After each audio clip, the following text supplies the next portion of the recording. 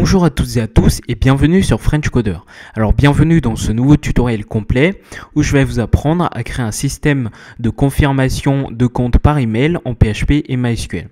Alors avant de commencer le tutoriel, je vous invite à vous abonner à mon compte Instagram French Coder si ce n'est pas déjà fait, où je publie donc régulièrement des astuces, des tutoriels et des conseils à propos du développement web.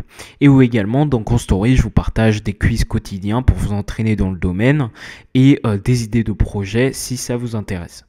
Alors on va tout de suite commencer le tutoriel vu que je vous cache pas qu'il va être assez long. Donc déjà ce qu'on va pouvoir faire c'est de créer un nouveau dossier dans votre répertoire htdocs de votre serveur LAMP, MAMP ou XAMPP, ça dépend de votre système d'exploitation. Donc normalement vous connaissez tout ça et ce qu'on va venir faire c'est déjà de créer pourquoi pas un fichier qu'on va appeler inscription. Voilà, donc inscription.php comme ceci, et ce qu'on va venir faire à l'intérieur, vous vous en doutez bien, on va créer un formulaire. Alors pour cela, vous créez votre template. Donc par exemple au niveau du title, je sais pas, par exemple je vais écrire inscription. Au niveau du méta, je vais mettre du charset UTF-8 et ensuite je vais créer notre formulaire que je vais mettre une méthode par exemple post puisqu'on va donc envoyer des données vers une base de données et ensuite l'action ça va rester dans le fichier. Alors ensuite à l'intérieur, je vais tout simplement mettre un input de type email, tout simplement parce qu'on va demander à l'utilisateur de s'inscrire à l'aide de son email. Au niveau du name, ça sera email et ensuite un bouton pour valider. Alors bien sûr, au niveau du système d'inscription, vous pouvez très bien ajouter le champ mot de passe pour sécuriser votre site. Mais bon, ici pas la peine vu qu'on ne va pas publier le site. Mais bon, je vous conseille de le faire. Donc ici, je vais juste mettre un bouton du type Submit pour pouvoir envoyer les données. Donc au niveau du name, je vais mettre par exemple valider, comme ceci. Alors ensuite, ce qu'on va pouvoir faire maintenant, c'est de gérer tout ça donc au niveau du code PHP. Donc pour cela, on va déclarer notre balise PHP, comme ceci. Et ce qu'on va venir faire, c'est déjà de créer une nouvelle base de données. Donc pour cela, vous allez vous rendre dans phpMyAdmin. Donc il faut avoir les bases de MySQL bien évidemment. Donc vous allez créer une base de données qu'on va appeler par exemple confirmation, email. Je crée ma base de données et ce que je vais faire, c'est de créer une nouvelle table que je vais appeler users qui va stocker tous nos utilisateurs. Donc pour cette base de données, on va créer qu'une seule table. Donc vous exécutez. Après, bien sûr, vous pouvez ajouter des colonnes, mais bon, ici, je vais en mettre que 4. Donc, au niveau de notre table, on va mettre par exemple un champ ID pour donner un identifiant unique à chaque utilisateur pour ensuite pouvoir effectuer des requêtes sur chaque utilisateur de notre site. Alors, on va auto-incrémenter pour pouvoir donner cet effet unique afin que chaque utilisateur puisse avoir donc un identifiant unique. Donc, par exemple, le premier utilisateur va avoir l'identifiant 1, le deuxième 2, le troisième 3, etc. Alors vous mettez auto-incrémenté et ensuite vous mettez l'index en primaire. Ensuite pour le deuxième champ, par exemple on va spécifier son adresse email afin de pouvoir donc lui envoyer un email au niveau de son adresse. Donc vous mettez de type texte. Ensuite ce qu'on va pouvoir faire c'est de mettre donc une clé. Donc la clé qu'on va générer lors de son inscription pour pouvoir ensuite créer le système en fait de confirmation du compte, pour en fait pouvoir vérifier si la clé appartient bien à l'utilisateur. Et enfin, ce qu'on va venir faire, c'est de créer un champ confirmé, comme ceci, donc confirme, qui va nous permettre de voir si l'utilisateur est bien confirmé au niveau de notre site. Donc le champ confirmé, on va le laisser en entier et la clé en entier également, c'est pas grave. Donc j'enregistre et maintenant on a bien donc notre table user de créer. Alors dans notre fichier PHP, maintenant ce qu'on va pouvoir faire c'est de lier cette base de données au niveau de notre fichier. Donc pour cela, par exemple je crée une nouvelle variable BDD. Donc on va stocker un objet PDO comme ceci. Et ce qu'on va venir faire, c'est de spécifier déjà que notre host, c'est du localhost. Comme ceci. Donc MySQL host est égal à localhost. Bien sûr, si vous êtes sur un serveur en ligne, ce que vous allez faire, c'est de récupérer l'adresse de votre serveur. Alors normalement, qui est générée automatiquement par votre hébergeur, par exemple OVH, etc. Alors ici, dans notre cas, on utilise MAMP, donc je suis sur Mac, donc je vais laisser en localhost. Alors ici, au niveau du DB name, vous allez mettre le nom de votre base de données. Donc ici, dans notre cas, c'était confirmation email. Et ensuite, ce qu'on va pouvoir faire, c'est de spécifier le nom de l'utilisateur. Donc, c'est root par défaut. Et le mot de passe, donc ça va être root. Alors, bien sûr, vérifiez bien au niveau de votre PHPMyAdmin si c'est bien root et root. Alors ensuite, ce qu'on va pouvoir faire maintenant, c'est tout simplement de vérifier si l'utilisateur a bien cliqué sur le bouton. Pour cela, on effectue une condition if is7, comme ceci, if is7. Et ensuite, on spécifie la variable post, vu qu'on utilise bien la méthode post. Et ce qu'on va venir faire, c'est de spécifier valider, donc le bouton valider.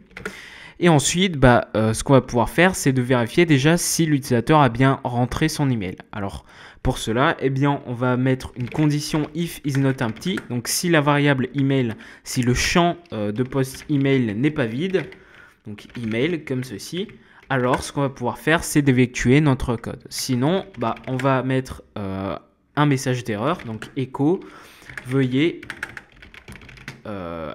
mettre par exemple votre email. Alors bien sûr, si vous avez d'autres champs, vous spécifiez les autres champs et par exemple au niveau du message d'erreur, vous écrivez veuillez compléter tous les champs. Alors une fois qu'on a géré tout cela, ce qu'on va pouvoir faire maintenant, c'est d'insérer l'utilisateur au niveau de notre site. Alors déjà, ce qu'on va pouvoir faire, c'est donc de pourquoi pas générer la clé de l'utilisateur. Puisque chaque utilisateur aura une clé et ensuite quand on va par exemple envoyer l'adresse email de confirmation, la clé sera spécifiée et comme cela, on pourra vérifier quel utilisateur possède cette clé. Alors pour cela, par exemple, je vais créer une variable clé comme ceci. Et donc cette variable va correspondre à une clé qu'on va générer aléatoirement. Donc par exemple, pour cela, on va utiliser la fonction round comme ceci. Et vous mettez par exemple la valeur minimum. Donc par exemple, je ne sais pas, 1 million. 1, 2, 3, 4, 5, 6. Voilà, comme ceci. Et la valeur maximum, par exemple, ça va être 9 millions. Comme ceci. Voilà. Et ensuite, maintenant, ce qu'on va pouvoir faire également, c'est de stocker l'email de l'utilisateur. Donc, ça va être var post email, comme ceci.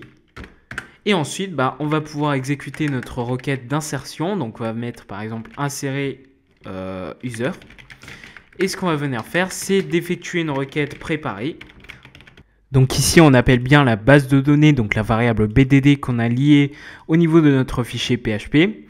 Et donc au niveau de la requête préparée, donc on va lancer une requête SQL insert into. Donc on va insérer dans la table users qu'on a créé.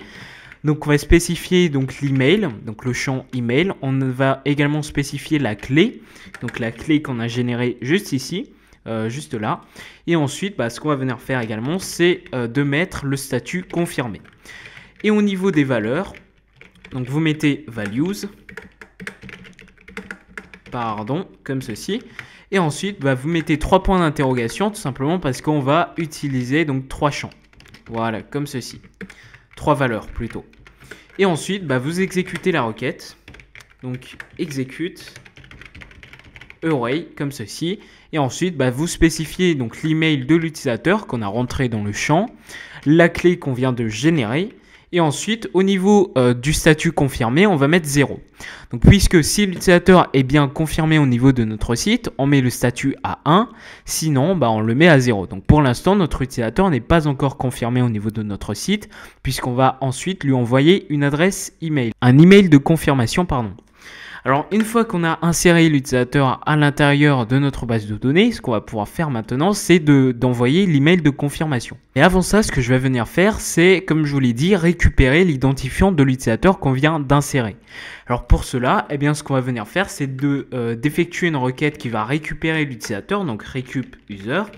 Et ce que je vais faire, c'est tout simplement d'appeler la base de données, d'effectuer une requête préparée, et ensuite de sélectionner select all from users, donc sélectionner tous les utilisateurs de notre table users, where, donc ici vous mettez where, tout simplement email est égal à point d'interrogation, comme ceci. Donc ensuite j'exécute la requête, voilà, comme ceci, array, et donc à l'intérieur, je vais tout simplement spécifier l'email de l'utilisateur. Donc ici, notre requête va tout simplement regarder dans la table users l'utilisateur qui possède l'email que l'utilisateur a rentré au niveau du formulaire. Et bien ensuite, ce qu'on va pouvoir faire, c'est que si l'utilisateur existe, donc if la requête récup user raw count supérieur à 0, donc si on trouve un nombre d'utilisateurs, un nombre de champs supérieur à 0, eh bien ce qu'on va pouvoir faire, c'est de récupérer l'identifiant de l'utilisateur à l'intérieur d'une session. Alors une session, si vous avez vu mes dernières vidéos, je vous ai expliqué ce que c'est. Alors je vais juste vous expliquer rapidement. Une session, c'est tout simplement une variable globale, si on peut dire ça comme ça, qui va en fait transiter, qu'on va pouvoir récupérer au niveau de toutes les pages de notre site internet. Donc c'est super utile pour pouvoir en fait rester, par exemple, laisser l'utilisateur authentifié au niveau de notre site, par exemple. Alors pour cela, pour déclarer une session, ce que vous allez faire, c'est de tout simplement déclarer session start au niveau de votre fichier PHP, de votre code PHP. Et ensuite, ce qu'on va pouvoir faire, c'est de déclarer donc session ID comme ceci. Donc, session ID va tout simplement correspondre à récup user fetch. Donc on récupère toutes les données de la requête et ensuite on spécifie tout simplement l'ID comme ceci. Alors c'est très mal d'écrire tout en brut comme ça. Donc ce qu'on va préférer faire, c'est tout simplement de déclarer une variable user info comme ceci, dans lequel tout simplement on va venir stocker toutes les informations de l'utilisateur. Pour cela, je vais juste donc copier la requête récup user fetch pour pour récupérer toutes les informations de la requête. Et ensuite, ce que je vais faire, c'est ici tout simplement spécifier user info comme ceci et on spécifie qu'on veut récupérer juste l'ID. Voilà, donc là on a bien récupéré donc la session ID de l'utilisateur, qu'on a l'identifiant de l'utilisateur qu'on a stocké dans une session pour pouvoir ensuite la récupérer au niveau de toutes nos pages. Et maintenant on va passer aux choses sérieuses, c'est-à-dire l'envoi du mail. Alors pour envoyer un email en PHP, donc vous pouvez configurer votre serveur MAMP, XAMPP ou LAMP, etc. Mais ce qu'on va pouvoir faire, c'est d'utiliser une bibliothèque externe, donc ça s'appelle PHP Mailer, qui est une bibliothèque, si on peut appeler ça comme ça, assez sympa pour pouvoir envoyer des mails facilement avec PHP.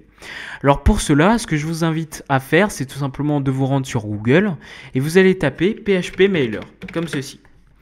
Et ensuite, vous cliquez, alors ici on tombe sur un truc dégueulasse, alors vous cliquez normalement sur le premier lien GitHub, donc vous cliquez dessus. Et ensuite, vous allez tomber sur cette page. Alors nous, ce qu'on va utiliser, ce n'est pas donc la branche master, mais c'est tout simplement la branche 5.2 stable, tout simplement parce que c'est la version la plus stable de PHP Mailer. Donc vous cliquez sur 5.2 stable, voilà, comme ceci. Ensuite, vous allez cliquer sur code, download zip pour en fait pouvoir le télécharger en fichier zip. Donc vous l'ouvrez au niveau de votre Finder, donc au niveau de votre explorateur de fichiers. Et ensuite, vous cliquez dessus. Et normalement, il va le dézipper. Alors moi, j'avais déjà donc le dossier PHP Mailer qu'il a généré. Donc je vais juste supprimer ce qu'il vient de faire. Voilà. Et ensuite, tout simplement, vous allez venir copier le dossier dézippé, donc décompressé. Et vous allez le mettre au niveau donc de votre fichier, de votre dossier, de votre projet. Alors vous allez dans votre projet, ici, voilà, comme ceci. Et vous collez donc le dossier en question. Alors ce qu'on va venir faire, c'est tout simplement de nous rendre à l'intérieur du dossier PHP Mailer 5.2 stable et on va venir supprimer les dossiers et fichiers inutiles. Alors notamment, donc ici, vous allez en fait laisser class.phpmailer.php. Vous allez également laisser phpMailer autoload, surtout phpMailer autoload et class.smtp.php. Sinon, tout le reste, vous pouvez supprimer. Donc ce qu'on va venir faire, c'est de sélectionner tous les fichiers inutiles et dossiers inutiles. Voilà, comme ceci. Et on va les supprimer. Voilà, donc là, on a 3 fichiers restants. Donc on a bien class phpMailer.php, class smtp.php et phpMailer autoload.php.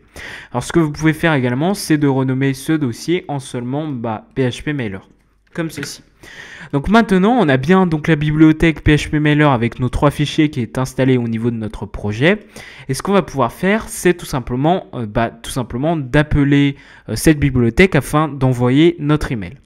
Alors pour cela, ce que je vous invite à faire, c'est donc de vous rendre sur le lien dans la description qui va vous rediriger vers cette page GitHub qui va en fait expliquer l'utilisation de PHP Mailer. Alors ici, ce que vous allez faire, c'est tout simplement de copier tout ce code, voilà, sauf la partie HTML, pardon. Donc vous copiez tout le code PHP, voilà, comme ceci, tac. Donc vous copiez tout ça et vous le collez au niveau de votre projet. Donc toujours au même niveau que l'insertion de l'utilisateur dans la base de données. Donc je le colle juste en dessous de la requête préparée avec récup_user. Donc je colle tout cela juste ici.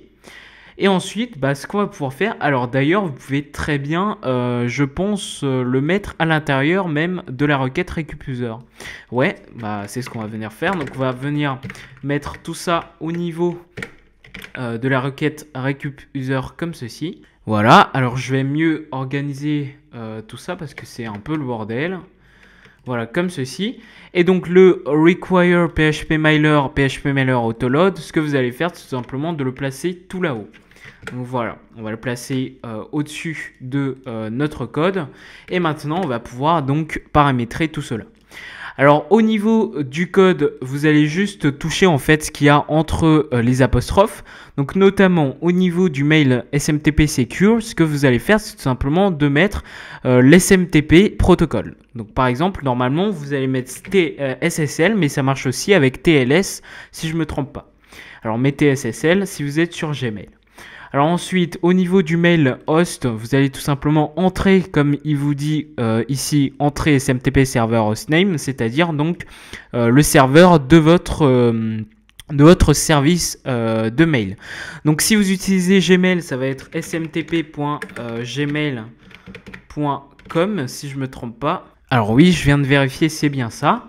Au niveau du port, donc ici, vous allez tout simplement entrer l'SMTP port number. Donc si vous êtes sur Gmail, encore une fois, c'est 465. Alors pour bien sûr ce tutoriel, je vous conseille d'être sur Gmail, vu que je ne vais pas utiliser d'autres services. Mais bien sûr, vous pouvez très bien utiliser un autre service à part Gmail. Mais ce que je vous invite à faire, c'est de vous renseigner auprès de ce service en question. Alors au niveau donc de username, vous allez mettre tout simplement votre adresse email qui va en fait envoyer l'email à vos utilisateurs. Donc ici, moi ce que je vais faire, c'est de mettre French Code, donc l'adresse email de French Coder, donc frenchcode.contact@gmail.com. Alors en dessous, vous en doutez bien, vous allez mettre votre mot de passe. Alors moi je ne vais pas mettre mon mot de passe, simplement parce que j'ai pas envie de me faire pirater. Alors ensuite, ici au niveau du from, vous allez tout simplement donc copier votre adresse email et le mettre juste ici, voilà, comme ceci. Et au niveau du message d'erreur, ça vous n'êtes pas obligé de modifier, vous pouvez même très bien l'enlever. Donc vous pouvez également enlever ceci. Et donc au niveau du tout, donc ça va être tout simplement l'email du destinataire, c'est-à-dire donc l'email rentré par l'utilisateur au niveau du formulaire. Alors pour cela, ce qu'on va pouvoir faire, c'est de mettre la variable email qu'on a en fait déclaré juste au-dessus, rappelez-vous, ici, donc email qui correspond à varpost email. Alors au niveau du from, encore une fois, ça sera toujours votre adresse email d'envoi, comme ceci, voilà. Et au niveau du name, ce que vous allez faire, c'est tout simplement de mettre votre nom. Donc par exemple, c'est ici donc French Coder qui va envoyer le mail. Alors ici, bien sûr, vous allez pouvoir mettre votre nom de famille, vous allez mettre le nom de votre entreprise, etc. Au niveau du sub, donc c'est-à-dire l'objet, donc vous allez tout simplement mettre l'objet de votre email. Donc par exemple ici, ça sera, je sais pas, par exemple email de confirmation de compte, comme ceci. Et au niveau du message, ça va être très important, tout simplement parce que c'est ici qu'on va afficher le lien de confirmation. Donc pour créer le lien de confirmation, ce qu'on va pouvoir faire, c'est de créer déjà un nouveau fichier qu'on va appeler par exemple verif.php. Donc on va déclarer donc nos balises PHP avec pourquoi pas la session et la base de données comme ceci. Donc déjà on va venir donc créer ce fichier verif.php. Alors maintenant, ce qu'on va pouvoir faire, c'est donc au niveau du message, tout simplement, on va spécifier déjà notre HTTP localhost. Alors bien sûr, si votre projet est hébergé sur hébergé sur un hébergeur web en ligne, vous allez mettre donc votre nom de domaine / donc votre fichier. Alors bien sûr, si vous avez renommé votre lien avec de l'URL rewriting, si je ne me trompe pas, ça va être un peu plus compliqué, mais bon. Donc ici, on est en local, donc vous écrivez localhost. Alors bien sûr, moi, il y a un port, donc bien sûr, vous aussi, s'il y a un port, vous spécifiez 2 points le port. Ensuite, simplement ici, on va venir spécifier le nom du dossier déjà. Donc ça va être confirmation email comme ceci. Donc vous copiez en fait tout simplement l'URL que vous avez au niveau de votre navigateur. Et ensuite, ici, vous allez spécifier donc le fichier verif.php. Donc encore une fois, si vous êtes hébergé en ligne, vous mettez le nom de domaine, le nom de votre dossier si vous en avez, et donc le nom de votre fichier verif.php. Et donc au niveau du paramètre de vérif, on va passer en paramètre l'identifiant de l'utilisateur. Donc pour bien vérifier tout simplement que c'est bien cet utilisateur qui possède la clé générée juste ici.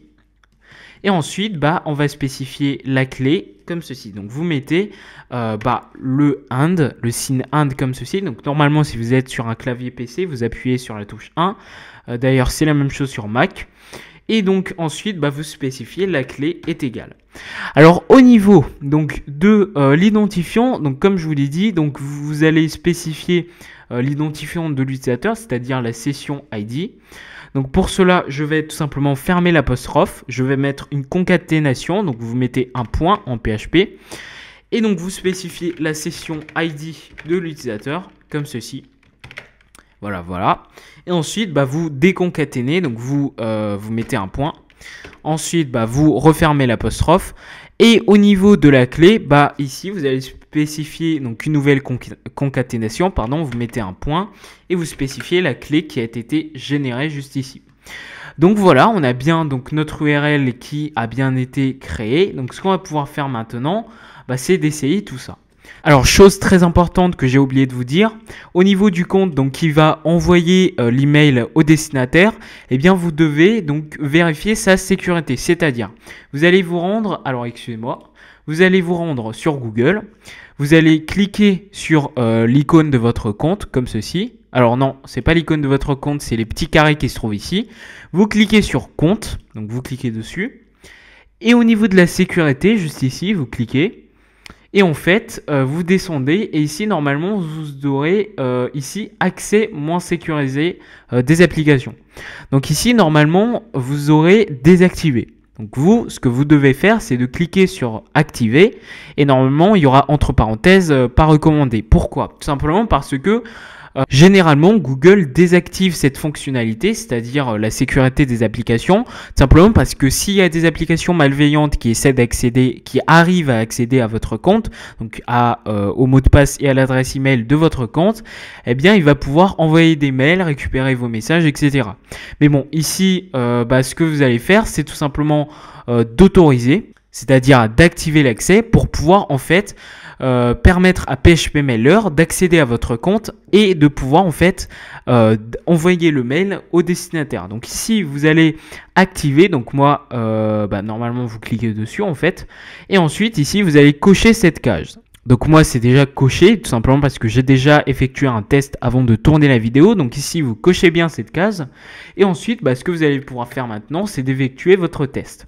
Donc ici vous allez spécifier l'adresse email donc du destinataire. Normalement c'est l'utilisateur qui va venir s'inscrire sur votre site. Donc moi ce que j'ai juste fait c'est que j'ai pris une adresse email temporaire sur le site TempMail qui est en fait un site qui génère une adresse email temporaire pour pouvoir effectuer des tests par exemple.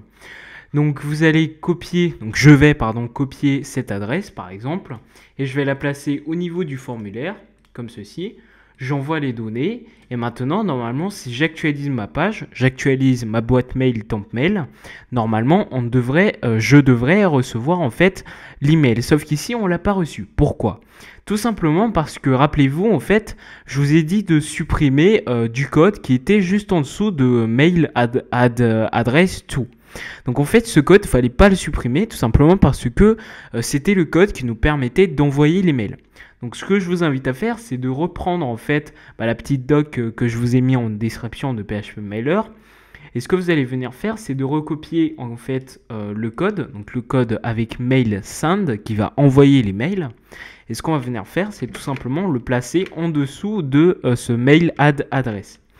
Donc j'indente tout ça et maintenant donc si j'actualise ma page, voilà, comme ceci, et que maintenant, donc si je copie, donc encore une fois l'adresse email, et que je la colle au niveau de notre formulaire, j'envoie les données. Et maintenant, si j'actualise mon code, regardez, enfin plutôt ma boîte mail, eh bien ici on a bien l'email qui a été envoyé. Donc regardez, ici on a bien l'objet, donc confirmation d'email. Donc c'est l'objet qu'on a juste mis ici, donc le subject, voilà. Ensuite, on a l'expéditeur, donc c'est celui qui a envoyé le message. Donc ici, on a bien le name qui s'est affiché, French Coder. Et ensuite, en dessous, on a juste l'adresse email de celui qui a envoyé le message. Donc c'est frenchcode.contact@gmail.com. Alors maintenant, si je clique dessus, donc si je clique sur cet email, et regardez au niveau du corps de page, donc là on a l'objet, et ici au niveau du corps de page, c'est-à-dire le message, eh bien on a l'URL qu'on a généré juste ici. Alors bien sûr, ici à l'intérieur, vous pouvez très bien mettre du code HTML. Donc par exemple, vous pouvez mettre un lien cliquable, mais bon, ici on ne va pas s'intéresser à ça. Donc nous, ce qu'on va pouvoir faire, c'est de copier en fait cette URL, puisqu'en fait, si on va dans la table si on parcourt la table users, regardez, on a bien donc l'adresse email de l'utilisateur qui a été rentrée. Et au niveau de la clé, regardez, donc là on a 76, 56, etc. Et au niveau de la clé d'ici, donc au niveau du paramètre, on a bien ce 76, 56, etc. qui s'affiche correctement. Maintenant, ce qu'on va pouvoir faire, c'est de copier en fait cette URL et de tout simplement la coller au niveau de votre navigateur, comme ceci. Et maintenant, rien ne se passe tout simplement parce qu'au niveau de notre fichier verif.php, eh bien, on a juste connecté la session et la base de données. Donc maintenant, ce qu'on va pouvoir faire, c'est d'effectuer certaines requêtes afin de pouvoir confirmer l'existence de l'utilisateur au niveau de notre table. Donc c'est-à-dire que le statut confirme ici va passer à 1. Donc pour cela, déjà ce qu'on va venir faire, c'est de vérifier si l'utilisateur, donc si au niveau de l'URL, on a bien passé un identifiant et une clé. Donc pour cela, parce que en fait, si l'utilisateur ne rentre rien du tout, comme ceci, eh bien en fait, regardez, il peut très bien accéder au site.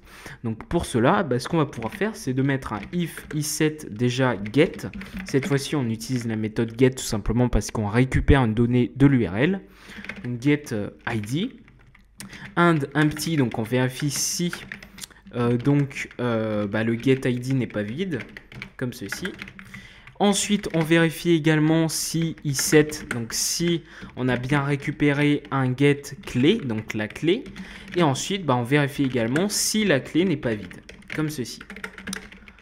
Voilà, comme ceci.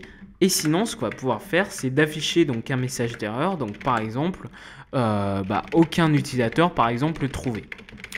Donc si j'actualise et que maintenant si je ne passe aucun paramètre, on n'a bien aucun utilisateur trouvé.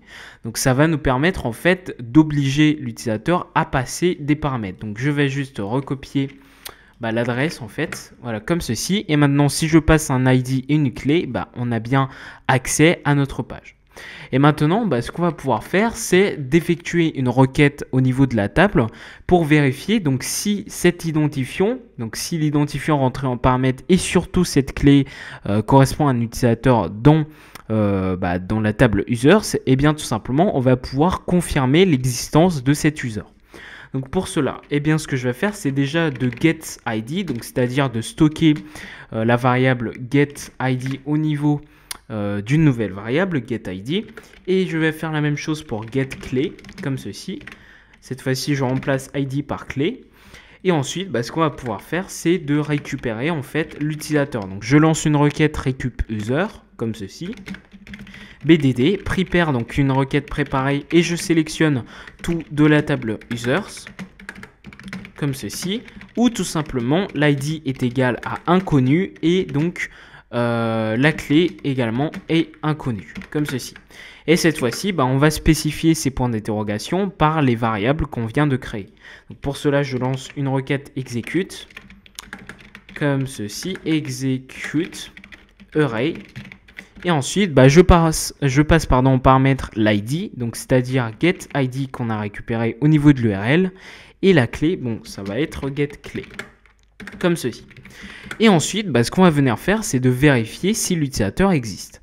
Donc pour cela, je fais un recup user, if recup user raw count, comme ceci, supérieur à 0. Donc si on trouve plus de 0 utilisateurs, c'est-à-dire si on trouve au moins un utilisateur, ce qu'on va pouvoir faire, c'est d'effectuer certaines actions.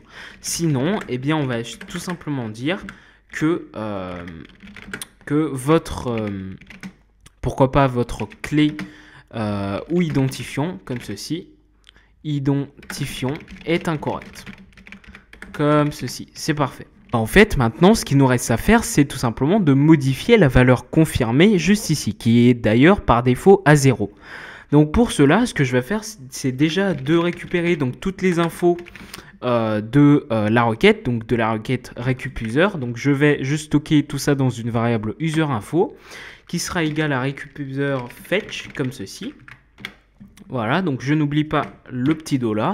Et ensuite, ce qu'on va pouvoir faire, c'est tout simplement de vérifier déjà si, si la valeur de confirmé est égale à 0. Donc if user_info comme ceci, du coup confirmé, donc le champ confirmé qui se trouve juste ici, qui stocke la valeur du statut. Et si cette valeur est différente de 1, justement, on va pouvoir la modifier. Sinon, si cette valeur est égale déjà à 1, ce qu'on va pouvoir faire, c'est de rediriger directement l'utilisateur vers la page, par exemple, index.php. Mais ce qu'on va faire également, c'est tout simplement de déclarer une session clé, clé comme ceci, qui va tout simplement être égale à getClé, donc la clé qu'on a récupérée au niveau de l'URL. La partie la plus intéressante, c'est si la valeur n'est tout simplement pas encore égale à 1, c'est-à-dire égale à 0. Donc pour cela, si la valeur est égale à 1, n'est pas égale à 1, pardon, ce qu'on va pouvoir faire, c'est d'update, c'est-à-dire de modifier la confirmation. Donc par exemple, update confirmation est égal à bdd prepare. Donc on lance comme d'habitude une requête préparée. Et cette fois-ci, on utilise la requête update tout simplement parce qu'on va modifier une valeur au niveau de la table. Donc je fais update. Donc je modifie quoi? Je modifie tout simplement la table users. Ou tout simplement je vais set. Donc je vais mettre la valeur donc confirme. Ici donc confirme est égal à point d'interrogation. Where tout simplement, où l'id est égal à point d'interrogation. Donc là je lui dis tout simplement de mettre la valeur confirme à une valeur qu'on va tout simplement mettre par la suite, ou tout simplement l'identifiant de l'utilisateur, c'est l'identifiant de l'utilisateur qu'on a rentré en paramètre. Alors ce qu'on va venir faire, c'est d'exécuter cette requête comme ceci, donc execute array. Et donc ce que je vais faire, c'est tout simplement de mettre la nouvelle valeur de confirmé à 1, puisque l'utilisateur sera confirmé maintenant sur le site. Et donc ensuite, où tout simplement l'identifiant correspond à getID, comme ceci. Donc maintenant, si j'actualise mon code, normalement, voilà, comme ceci, là, rien ne se passe. Mais maintenant, si je vais au niveau de ma table users, donc je parcours, et maintenant, regardez, la valeur de confirmé de cette adresse mail, de cet utilisateur-là, est passée à 1. Tout simplement parce que l'utilisateur est bien maintenant confirmé au niveau du site. Et bien maintenant, ce qu'on va pouvoir faire, c'est de copier ce bout de code, de le coller juste en dessous pour pouvoir en fait déclarer la session clé de l'utilisateur et le rediriger au niveau de notre page index.php qui n'existe pas encore. Alors maintenant, ce qu'on va pouvoir faire, c'est de créer cette page index.php comme ceci. Et donc, ce qu'on va juste venir faire, c'est de tout simplement mettre déjà la session comme ceci, la session start. Et ce que je vais venir faire, c'est donc de tout simplement dire que si la session clé comme ceci n'est pas déclarée, donc if point d'exclamation pour dire n'est pas, donc si la session clé, c'est-à-dire la session clé est égale à false, tout simplement on va rediriger l'utilisateur vers la page de connexion qu'on va créer tout de suite. Voilà, c'est parfait. Alors du coup, on va créer notre page de connexion, donc qu'on va appeler connexion.php. Et dans cette page de connexion, on va tout simplement permettre à l'utilisateur de se connecter au niveau de notre site en étant déjà confirmé. Donc ce que je vais venir faire, c'est de créer un formulaire, comme d'habitude, comme ceci. Donc là, ça va être connexion, par exemple, ici. Au niveau de l'encodage, je mets de l'UTF-8 pour pouvoir utiliser des caractères spéciaux. Et ensuite, comme d'habitude, on met un formulaire de méthode post. Ensuite, l'action, ça va rester au niveau du fichier. Je vais donc créer un input de type email, donc pour l'adresse email de l'utilisateur, donc ça va être ici email. Et ensuite, comme d'habitude, le bouton de submit afin de valider le formulaire. Donc ici, type submit et non validé. Donc une fois qu'on a terminé avec le formulaire, ce qu'on va venir faire, c'est de déclarer donc notre code PHP. comme ceci. Alors ensuite, je vais juste en fait venir copier-coller comment on appelle ça, la base de données et la session, comme ceci. Et ensuite, ce qu'on va pouvoir faire maintenant, c'est de vérifier si l'utilisateur a bien cliqué sur le bouton valider. Donc pour cela, je vais faire une condition if iset var post, on utilise la méthode post valider. Ce qu'on va pouvoir faire, c'est de tout simplement, encore une fois, vérifier si l'utilisateur a bien rentré tout simplement son adresse email. Donc pour cela, je vérifie if is not empty email. On va pouvoir exécuter du code. Sinon, on affiche veuillez mettre votre email comme ceci. Alors maintenant, au niveau du code qu'on va exécuter, ce qu'on va venir faire, c'est de récupérer l'utilisateur en question. Donc pour cela, je vais créer une requête récup_user comme ceci est égal à bdd prepare select all from users, tout simplement, where tout simplement l'email est égal à point d'interrogation, comme ceci. Alors bien sûr, comme je vous l'ai dit au début de ce tutoriel, vous pouvez très bien mettre un champ mot de passe pour vérifier également le mot de passe de l'utilisateur, d'ailleurs c'est plus sûr. Et ensuite, ce qu'on va pouvoir faire, c'est d'exécuter cette requête. Et enfin, l'email va tout simplement correspondre à l'email rentré par l'utilisateur, c'est-à-dire var post email, comme ceci. Et ensuite, on va vérifier déjà si l'utilisateur existe. Donc pour cela, if recup_user raw count supérieur à 0. Sinon, on lui dit tout simplement que l'utilisateur n'existe pas. Donc l'utilisateur n'existe pas. Et ensuite, si l'utilisateur existe, ce qu'on va pouvoir faire, c'est de récupérer ces informations, c'est-à-dire user info, qui va correspondre à la requête récup_user. Et on va tout simplement stocker tout ça dans un tableau. Donc on récupère les données grâce à fetch, comme ceci. Et ensuite, ce qu'on va pouvoir faire, alors là j'ai mis un $, excusez-moi. Et donc ce qu'on va venir faire juste ici, c'est de rediriger l'utilisateur non pas vers la page index.php, c'est-à-dire la page d'accueil, mais vers la page de vérification. Ça veut dire qu'ici, techniquement, si l'utilisateur se connecte à notre site, c'est qu'il est déjà confirmé au niveau du site. Ça veut dire qu'ici, au niveau de la page verif.php, on ne va pas rentrer dans la condition if userinfo confirme différent de 1. Ça veut dire qu'on ne va pas exécuter ce bout de code, mais on va donc rentrer dans la partie else, c'est-à-dire si l'utilisateur est bien confirmé, est déjà confirmé au niveau de notre site. Ça veut dire que si l'utilisateur est confirmé, il ne suffit plus que de déclarer la session clé et de le rediriger au niveau de notre page d'accueil. Donc ce qu'on va venir faire, c'est comme je vous l'ai dit, donc passer tout simplement en location verif.php comme ceci. Et donc au niveau de l'id, donc ce qu'on va venir faire, c'est tout simplement de mettre userinfo comme ceci id. Voilà. Et donc maintenant, on va spécifier la clé. Donc la clé, ça va tout simplement être égal à userinfo comme ceci. La clé, voilà, clé, comme ceci. Donc maintenant, si je vais donc dans ma page de connexion, juste ici, donc là, normalement, si je vais dans l'index.php, j'ai bien accès, tout simplement parce que la session est déjà déclarée. Mais bon, si ici, je crée donc une page de déconnexion, par exemple, donc logout.php, donc là où je vais juste donc détruire toutes les sessions, donc je fais une session start. Ensuite, toutes les sessions seront stockées dans un tableau. Et ensuite, je détruis chaque session. Donc, destroy, session destroy, comme ceci. Donc, destroy. Et enfin, je redirige vers la page de connexion. Comme ceci. p.php. Voilà. Donc maintenant, si j'actualise mon code, si je vais dans logout.déjà.php, et maintenant, donc si je vais dans index.php, normalement, je suis redirigé vers la page de connexion, tout simplement parce qu'on n'a pas la session clé qui est déclarée. Tout simplement parce qu'on n'est pas inscrit ni connecté sur le site. Maintenant, si je vais dans connexion.php et que je me connecte par exemple sous le compte, encore une fois, de refiv197, etc. Donc c'est le temp mail que j'ai créé. Donc je copie cette adresse, je le colle au niveau de mon formulaire de connexion.